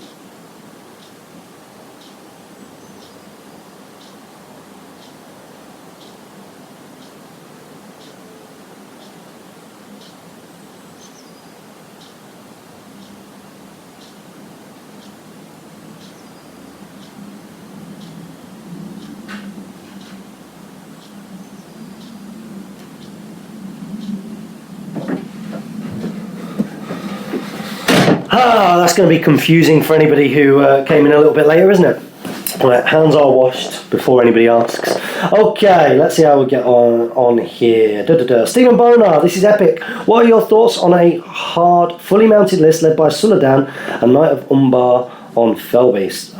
By hard, I think you mean Harad. I think it could be great fun. I think that Knight of Umbar on Felbeast has to do an awful lot in that list, first and foremost. I think he's got to do an awful lot. A good way of doing that is those, jumping over. If you move up with your battle line, he jumps over and does a hurl down the line, and then you charge in whilst everything's on the floor. That could be quite useful and helpful. And of course, having a raid from Felbeast, transfix in there means that you could probably delete some heroes, which would be a bit of a problem for you, for your riders. I think it could be quite cool. Again, I just think that Knight of Umbar and Felbeast has got to do quite a lot. Your mounted list has got 6 Mahud, Lance, Blowpipe, 6 Serpent Guard, 9 Riders, 6 Bows, Lance, and 1 Banner. Sounds fine. People taking the mickey out of me going for a wee. This is the problem with live, isn't it? I can't just, do a nice soft blend transition when I need to go to the toilet. Here we go. We need countdown theme for this bit. Very professional. You need a turntable with your AMA Knight of the Pelennor on it. Joe, my Knight of the Pelennor is a model that I started and I haven't finished. I need to get that sorted out, because at the moment I have sort of the old AMA, but I've got him like with a shield and the like. But really, I should paint up my Knight of the Pelennor model. Somebody here says do Minas Morgul. I saw a beautiful. Ivan said do a Minas Morgul to Alex Wright. I saw a beautiful Minas Morgul done by Rob from the LOTR SBG Battles group over in Colorado. I would recommend checking that out. I think that it's in the pictures from the original Nova, and if you go and watch my Nova vlogs, not from last year but from the year before, you'll be able to see that Minas Morgul. It was beautiful. Okay, so I'm jumping off the live feed. Keep asking questions if you want. This is going to be another long one. We're currently on 1 hour 20. This is always going to be the issue with the live one. Live ones are going to be longer because I'm speaking to you and speaking here. Okay, so next question is from Callum D. Thanks again, James. Great answers to great questions. Thank you very much. I've been working on creating my first force. I'm looking at having a couple of games, but I'm struggling to find people to play against, as my friends aren't too interested. Any tips on where to find people to play against? Thanks, guys, and keep it up. Well, I found a bunch of local people, and the rest is history, so they say. And I found them by going on the One Ring, and there was like a population finder, and I got a group together which included sort of Jamie Giblin came to play, and I think Charles came from Preston, and Lewis Applin, Steve Crow, and Pete, who taught me how to play the game. So the forum's good for that, but most people now use the Facebook group. So I don't know where you're based, but if you get onto the Great British Hobbit League page, there is a population finder, or you can just put a post up and say, hi, I'm a strategy battle gamer from such and such a place. Is anybody reasonably local who'd like to have a game? And people who will help. Guten Tag, Gore Phoenix. Good afternoon. Next up, we've got Adien. Hi, sorry if my last question was written in a clumsy way. English is not my mother tongue. Hey, don't worry. So the grammar is not always top-notch when I'm writing. Well, this looks pretty good. So I was wondering about how might and banner rerolls work together. Do rerolls cancel all the other rolls in a fight? Let's say an orc captain fights an elf. The elf rolls a 5. The captain rolls a 5 and a 3. The captain then chooses to reroll the lower dice, 3, but only rolls a 2. Can the captain then choose to might his 5 up to a 6, or is it too late at this point? I don't think it's too late. I think because there's still an existing dice, it doesn't... What you're not doing, you're not saying, oh, I don't want this result anymore. You're just re-rolling another dice in the fight. So I think that you can still might up the one that was down. I know that when it comes to doing things like rolling to wound, you have to might them up then and there. You can't sort of continue rolling, which is why sometimes it's worth just rolling everything at once. or leaving your heroes until last when rolling to wound. So I don't think it's a similar kind of idea. I hope that helps. Matt M, he's put, hello, what is your favourite Middle-earth book and movie? My favourite book and movie would have to be The Two Towers. Maybe that's why I'm an Isengard man. Keep up the good work. Well, as a Rohan man, mine is Two Towers as well, I have to say. Two Towers is my favourite. Although there are bits from the others that I really like as well. Mark Furness, hey guys, if you could pick one thing to include in the films from the books that PJ missed out, what would it be? I would like the Grey Company. I would like the passing of the Grey Company when the Halbrand and the Grey Company come down to Aragorn. That would be great. And then instead of having sort of the army of the dead come to the Pelennor and just destroy everything, it would have been pretty cool to sort of see the gathering of the Thiefdoms, which is what Aragorn really does. He gathers the banners under his sword, as it were, or behind his banner. So I think that side of things, the Grey Company, and that would be very, very cool. Brodato Capelli, who is on our live feed, he's put, hey there, wow, it's hard to stay in the loop and thinking of interesting questions to ask every week. Thanks for answering last week's about boats. I checked out Blood and Plunder and it looks like a pretty nice system. Well, if somebody recommends, do go and check out the DCHL website, because it looks like they have a supplement on there which has got Navy rules. So for this week I'm going to refer to an excellent post on the GBHL Facebook group about changes that the opening post wanted to make, if your daddies say, when the team gets around to Lord of the Rings. I picked up on one element which he thought about, which he thought the profiles should be merged and simplified so you don't have, for example, multiple Elrons. It's an interesting suggestion. I don't think it will happen, but wondered what your thoughts were on this. For myself, I really like the multiple profiles as they represent different stages of the character's development, and actually I would extend its use. Anyway, there's me still in the loop, and thanks once again for the superb content and your continued dedication to this wonderful hobby. Thank you very much for the kind words. So do I like multiple profiles of the same character? I do. We have seen in There and Back Again mergers, but I still think that we'll have or do I think that? Do I think that? Because we have seen things be merged, so there is one profile where there were previously a couple of profiles. We've seen that with what happened to the previous Battle of the Five Armies mini supplement and the Desolation of Smaug. Whether we'll see things merged for the whole system, I'm not too sure.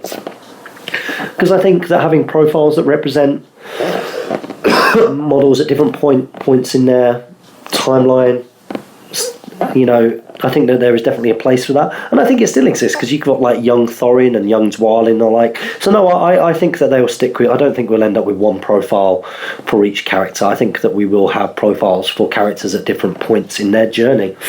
So thank you very much for that. Good stuff. So I'm going to finish off all of the questions here. I've got 5 more from the loop, and then I'll go back to the live feed.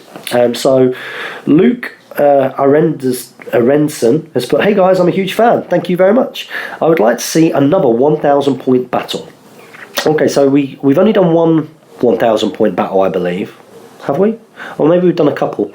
But one that springs to mind is, of course, the big, massive, epic all-mounted Rohan versus Dunland battle report, which was very, very cool to film and see. The reason why we don't do those regularly is because it takes a long time. It takes a long time to edit, a long time to play. It's a big time commitment. But I'm sure we'll do stuff like that in the future. You have a big collection of Lord of the Rings, and you have almost 2,000 points worth. That's cool. Maybe we can do a battle one day. Absolutely. Well, if you ever want to arrange a battle report with me, email hotgatesgaming@gmail.com and just let me know when you're available and what you'd like to do, and we'll see if we can hook up. It's only I don't have any friends to play with all the time. Here is my email if interested. So you've given me your email. If you email me, then I'm more likely to get back to that. You have elves, Easterlings, Rohirrim, and a huge Isengard army. Brilliant. Well, do let me know. Crodacan has put, going live was a great idea, and I did enjoy the format a lot. Well, I hope you're enjoying this. Of course, you don't have to edit it. I love your amazing efforts that you do for our loved hobby. Cheers, Mikkel. Well, it's a pleasure. I like doing this as well. Sean Clark, advice please for a Moria force. I'm new to the game and tons of goblins. What else do I need for a nice rounded competitive force? Thoughts please. Great show, by the way. I'd have to have a better idea of what exactly you have. There are a couple of ways to do a Moria force, of course. You can sort of go down the beasties route and go for the beasts and the druzag and enraging things and bigger sort of nasty monsters, or you can go down the massive horde route, just loads of shamans and captains, basic troops. A lot of people go down the Gundabad Black Shield route, so if you've got those, a lot of people have them as a front rank, and then just Goblin Spearmen supporting, and again have sort of the odd Goblin Shaman, and then some of the named Goblin heroes. That tends to be kind of quite common, so a bit of general advice there, but I hope it helps. Thomas Brown, why doesn't Lurtz's shield count as a throwing weapon? I think that could be quite cool. It could be the thing that makes him worth it and at the same time is movie accurate. Strider certainly passed a fate roll in that scene. Absolutely. Just seeing if I've got company there. Because as soon as Jane gets back, I will have to leave you. So I think that's a quite cool idea, yeah. I think if he could benefit from the shield, that would be good. So a defense 6 Lurtz with a cool kind of special rule that maybe benefits scouts in some way, or maybe a bow based special rule, and then maybe able to use his shield as a strength 3 or 4 throwing weapon or the like. I think that could be quite cool. And Miami fan 2191 has put, how would Eristor's daggers work with fainting? What do you mean? Okay, so how would Eristor's dice roll? Because you can't re-roll. Well, in my mind, I'm pretty sure somewhere, does it not say, somebody can put on the live feed now and let me know. Someone comment now and let me know about re-rolling re-rolls. You can't, can you not, or is that from another game? You can't re-roll a re-roll, is that right? In my mind, if it's Eristor, if you get a 1, you would just re-roll that dice once. That's what I would say. I don't think you could then re-roll the re-roll. I hope that helps. If I'm wrong, someone can tell me now, or go and answer Miami fan directly on the last video. Okay, just the live feed now, so let's just go until we can. I do need to get some food at some point, maybe before Jen gets back. I might be able to work on the rules packs, and I can't see myself getting. I'm not going to get 3 hours from now. I think it's going to take about 3 or 4 hours to put the rules packs up, all of them up. So no, I won't do that now. Well, let's carry on with this. Okay, so Wars, but Cataphracts always overcanned. The low defense is terrible. Yes, you get axes, but if I can only take 1, it's Cataphracts with a drummer or 2. And this was an answer to Stephen Bono. But would you suggest Eastling Cataphracts or Canada Mercenaries as an Eastling's cab option, and why? Eastling Cataphracts can be upgraded to Black Dragon upgrades. It does cost 2 points because you are also paying for an extra courage, but being a fight 4, winning the fights as cavalry, very, very important, because you will probably kill if you win the fight, probably. We've got Stephen Bono, what a good terrain making tools and material you like working with. I haven't made a bunch of terrain, so I can't say that I have. I got a hot glue gun that helped me quite a lot with making the orc huts and the like. And apart from that, I've just sanded and gravelled and dry brushed and flocked old CDs to put the trees on for Woodland for Ardacon. So those are the only bits that I've done. But I know a lot of people like using the sort of foam board and the like.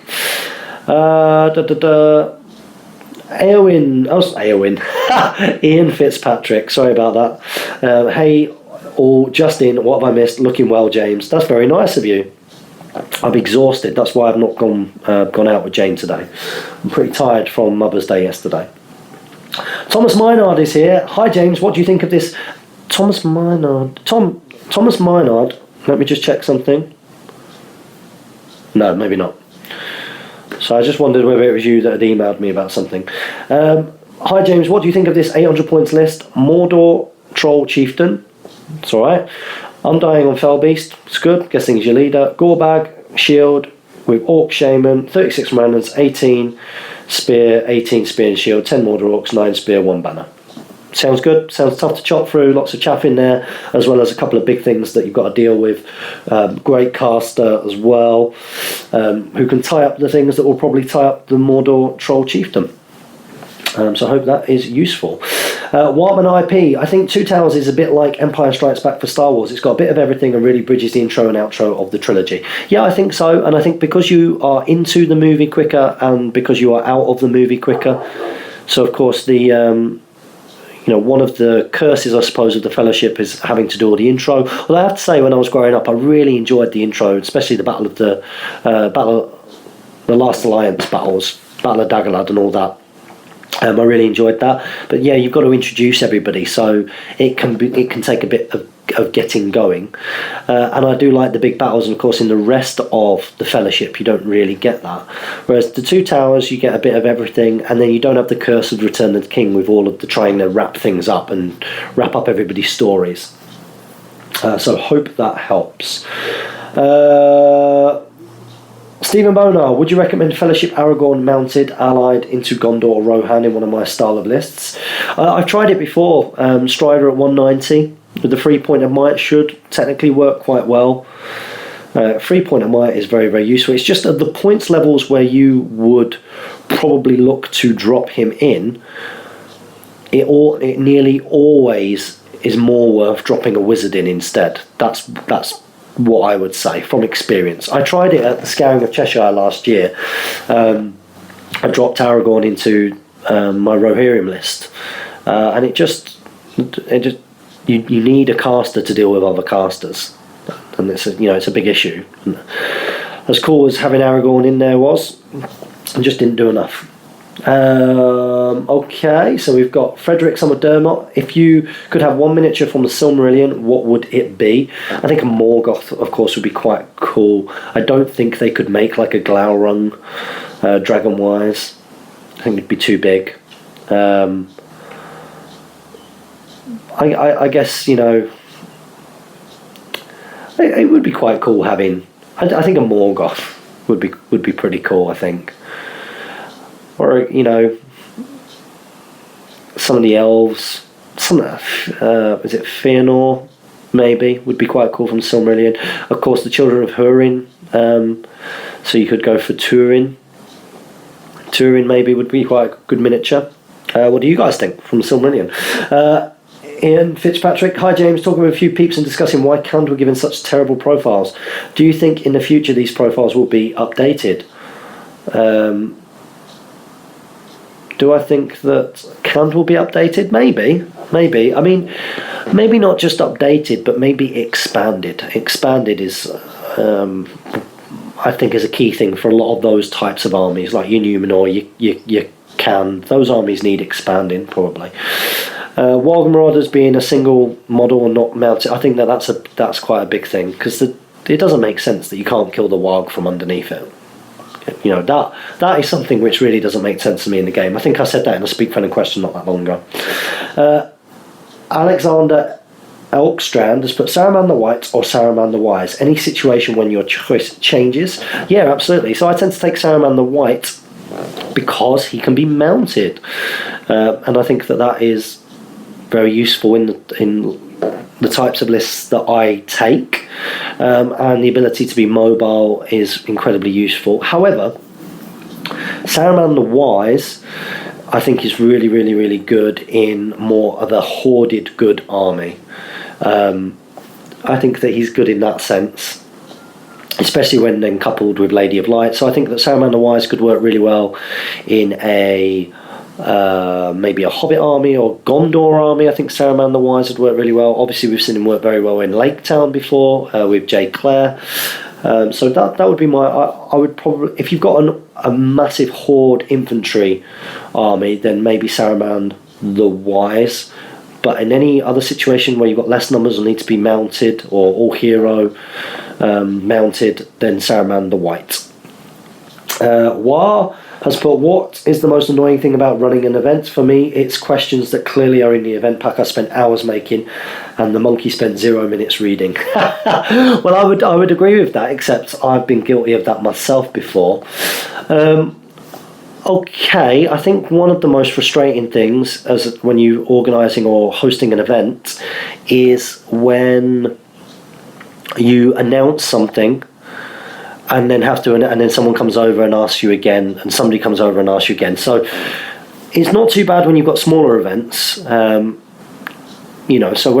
it's not too much of a problem. When we first started Desolation of Stockport and we're getting like 50 odd people, that's not too bad. But when you've got upwards of 70 people, if you make an announcement loud, whether it's on a microphone or you call it out, you kind of expect that to soak in for people. And inevitably someone's not listening. And that person comes over and asks.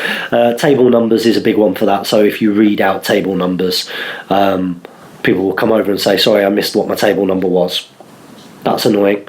At Ardacon, yeah, people coming over and asking the same questions was very, very, very annoying. Not rules pack things either, just things like where do I hand in my scores, or the like, or how long do we have left. That was one. So as a tournament organizer, it's always great if you've got like a clock. One of the issues, at Ardacon with the big projector was that if I was having to put in scores, I'd have to take down the big clock timer. So before you do that, you would tell people exactly when it was, and you would also tell people that you would let people know, when there was 15 minutes left, when there's half an hour left, when an hour's gone, and you'd give regular time updates. But if you just give a time update and then 5 minutes later you get somebody asking, it's not too bad if it's one person, but if it's 50 people, that can be frustrating. Aidan Glover, if Isildur is mounted and wearing the ring, is he still invisible, or does it act like an elven cloak? This has been recently FAQ'd. If Isildur puts on the ring whilst he is mounted, previously he just went completely invisible. But now, if he puts on the ring while mounted, his horse bolts from the battlefield. So you can no longer have a mounted Isildur with ring. If you put him on a horse and you decide to put the ring on, his horse will run away. Tim Hines, would you go Horde with Moria, or a mix of elite and cheap, or elite? And would you go a cave troll and 2 wild marauders? I know they're 2 goblins with shield cut off, but close in points. I would go 2 wild marauders over a cave troll. I think wild marauders are nastier to deal with in lots of ways, because they're obviously very mobile and they hit very, very, very hard. And I think the scariest goblin armies I've come up against are the ones which are a mixture of the two. So when you've got, the Gundabad Black Shield front rank, strength 4 and defense 6, supported by loads of Moria goblins with cheap goblin shamans, means that you're still getting a decent horde. So I hope that helps. Whiteman IP, I would die a happy man if we ever see Silmarillion stuff in SBG. Did you know there's a fan-made Fall of Gondolin supplement also available on the GBHL? I know of it. I've never really looked at it though, I have to say. Maybe I will do one day. I don't think at the moment they can do Silmarillion things. I think it's just stuff which is mentioned in the main body of the text of Lord of the Rings. So if there's something in the Silmarillion which is either referenced or seen in the movies or in the main body of the Lord of the Rings text, then we could see it. I believe that's how it was explained to us, the license works. Enrico F. Hey James, do you think Citadel Guard should have a shield added to their option as war gear? We see them carrying one in the 2 towers in Faramir's Osgiliath flashback, or would it ruin the balance? I don't think it'd ruin the balance. I mean, they're already pretty expensive, so I think being able to take a shield for an extra point again, 11 point. Why? Okay, so would it ruin the balance? Would it ruin the balance? I don't think it would ruin the balance. Are they currently 9, or are they currently 8 points? So 8 points, and you put a spear, they go to 9 points. If you give them a bow, they go to 11 points. Is that right? Because then when you start looking at it and saying, well, would you add a shield? Instead, they'd be 10 points. At that point, you'd probably just go for Fountain Court Guard. Ivan has put, have you hosted a tournament that big? I have hosted a tournament with, not to brag, 144 players, my friend. I run Ardcon SBG International. If you've not gone and checked out that group, go and check it out.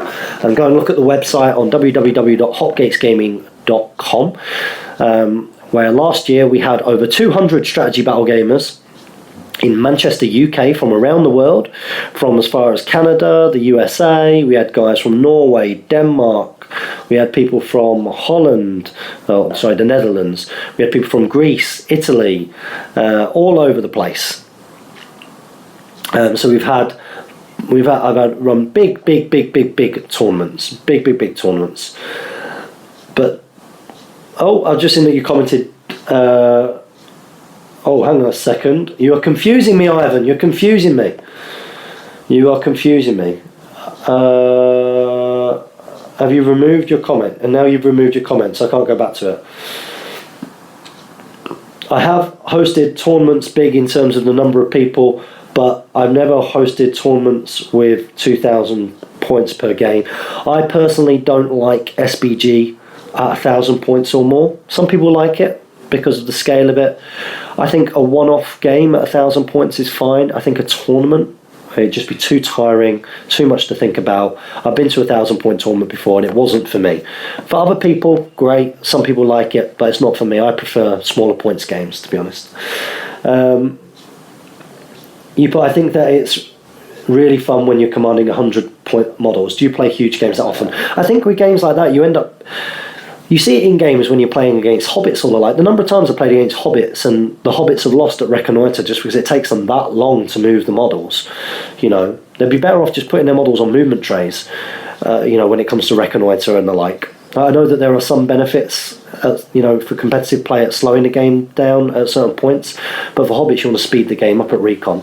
And so when it comes to 1,000-point games, moving hundreds of models and the like, that means that as an opponent, if your opponent is having to watch you do that, it's one of the strengths of SBG is the fact that it's not, you're constantly engaged, or you should be constantly engaged. And by that I mean, it's not like you go, I watch you take loads of models off the board for long periods of time and then it's your go. And I think once you start getting to 1,000 points plus, it becomes a little bit too much like that, where you're stood there for ages not really doing anything whilst your opponent does a lot. And I prefer sort of a bit more of a quicker back and forth game. So that's my thing.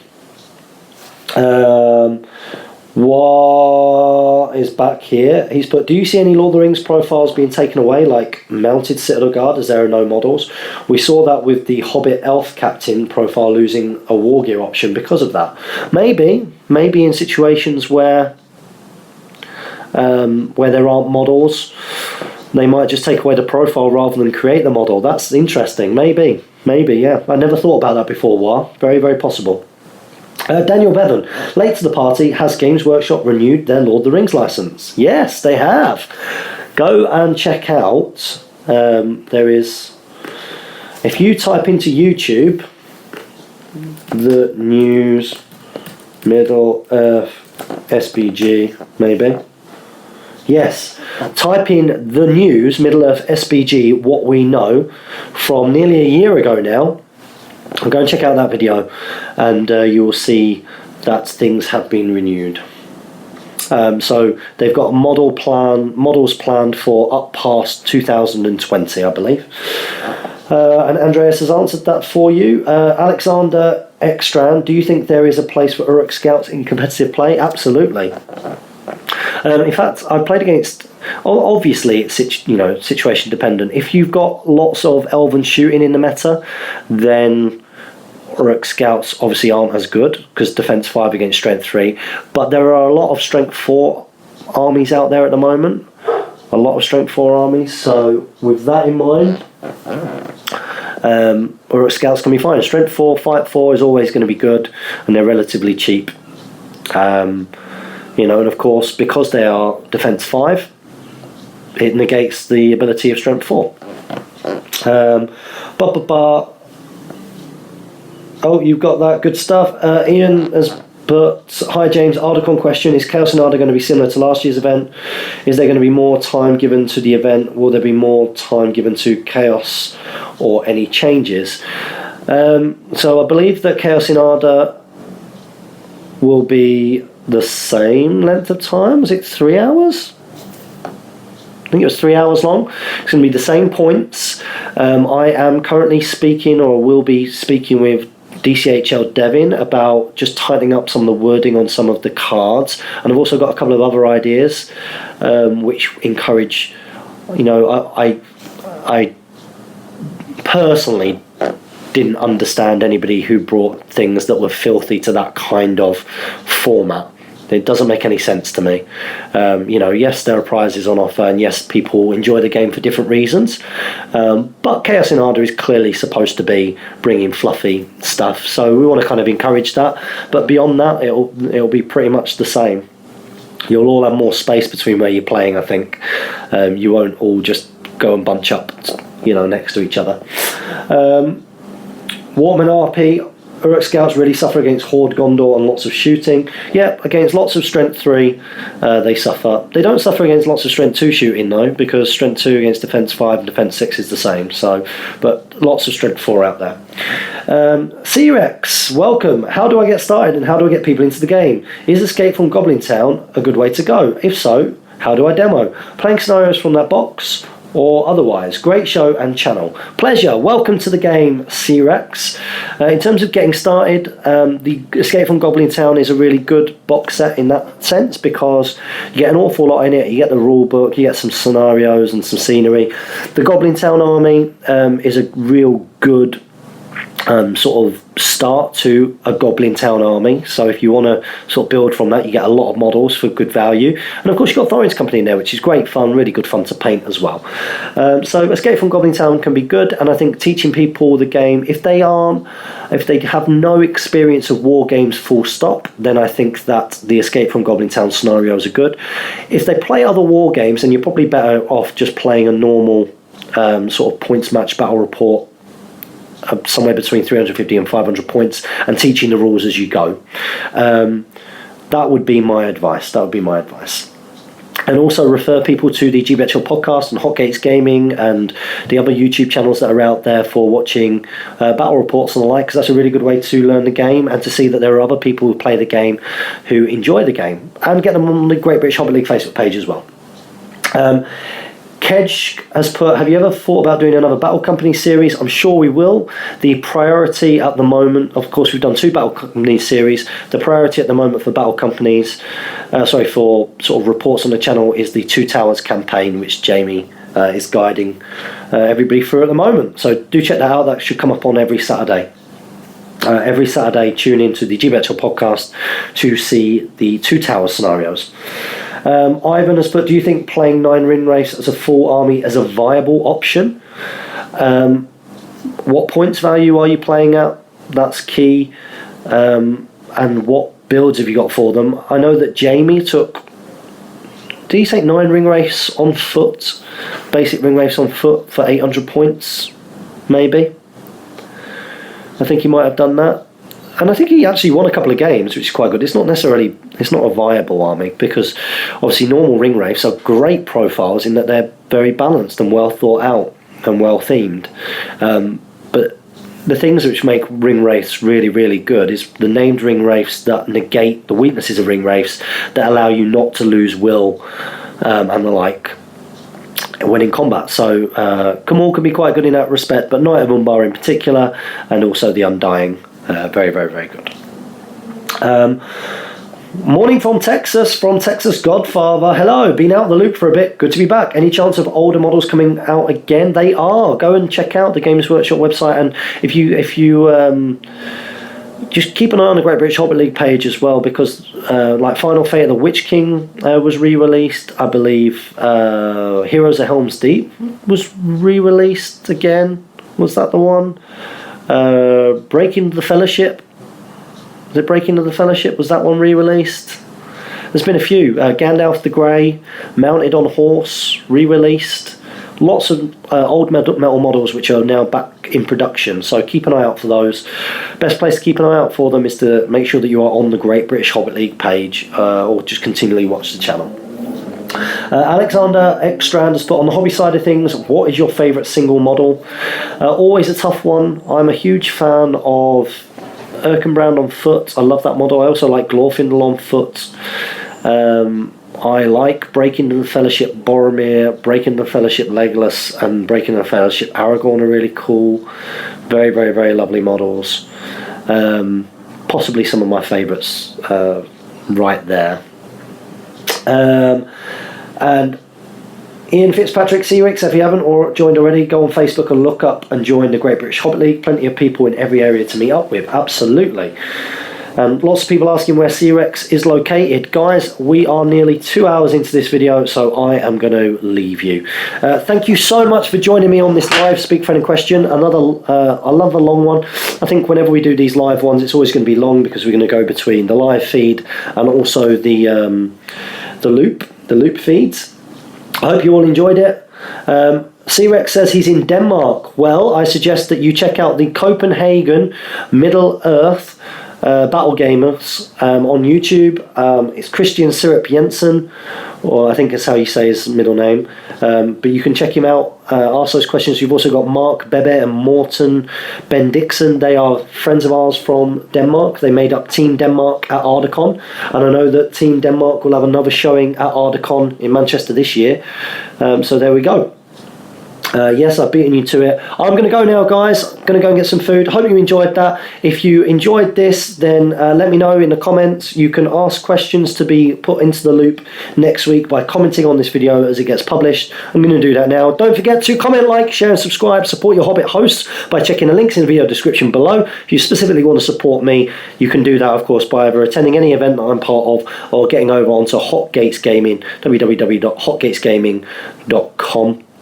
You can do that, guys. Make sure that you like our Facebook page and follow us on Twitter. Support your Hobbit hobby, and happy strategy battle gaming.